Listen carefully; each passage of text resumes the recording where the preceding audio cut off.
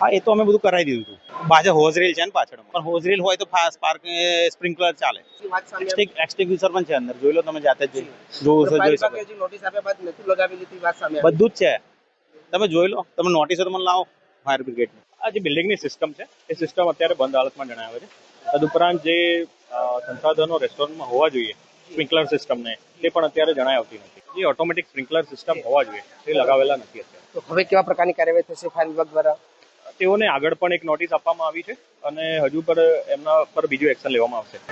હા, એટલે અત્યારે તમારા મીડિયા મિત્રોના માધ્યમથી જાણકારી મળેલી કે ભાઈ આ બાબતે કંઈ કાર્યવાહી કરવા નોટિસ આપી છે, તો એ વિભાગનો તપાસનો વિષય છે. અમે પણ અમારી રીતે એમની રજૂઆત કરીશું.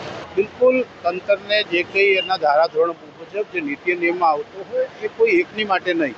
જ્યારે આવું કોઈ બનાવ બનતો હોય ત્યારે જ આપણે જાગતા રહીએ એવું ના બનવું જોઈએ. જો એવી કંઈ બેદરકારી કરવામાં આવી છે, બિલકુલ તંત્ર એની કાર્યવાહી કરશે.